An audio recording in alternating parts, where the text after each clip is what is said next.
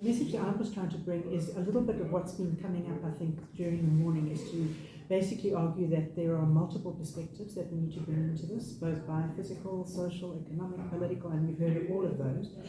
But in actual fact, if we don't start to really think, I believe, not only from our heads but from our hearts, I think we're going to really miss a huge chunk of what we can do.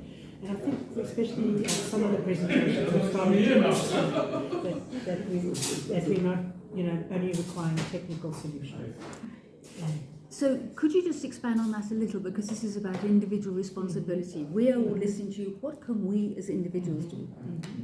So I think becoming more aware of your position in society, what you can do depending on what your livelihood is, where you are, have some agent of change, so that you can actually empower yourself to do something. So I think first of all, just becoming aware of what the landscape looks like, and that might take working with different people, working in coalitions, starting to, because I think to do it on your own is really, really hard. So trying to find like-minded people who can actually work with people, yourself on these issues and raise them, start pushing up from the bottom, if you like, from your own context. So whether it's around dietary preferences or household use of energy, which is quite critical now, transportation issues, how we start living our lives in a different way. And we heard about the food, the fashion industry, the recycling. Do we need all the clothes that we buy?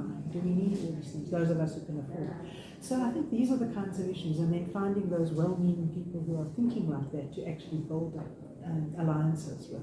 Because I think unless you're very, very famous, to move the ship and change direction by yourself is really, really hard. So trying to bring those alliances together, I think, is quite important. Last question then. Sure. So you mentioned, I think what I understood is the unheard voices. Yes. And so some of my experience is working with people in townships. Yes. Now, how do you address their individual problems? Because it's all very well saying don't use plastic, but the options aren't there.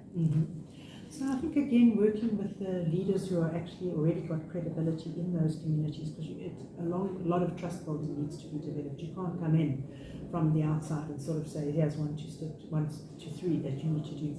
So I think actually finding those, we call them in science the leverage ones, the key people who are doing that, and then trying to find ways to support that. Maybe they need more evidence, maybe they need lawyers, maybe they need justice. So finding ways that you can actually leverage some of the work that they are already doing rather than reinventing the wheel.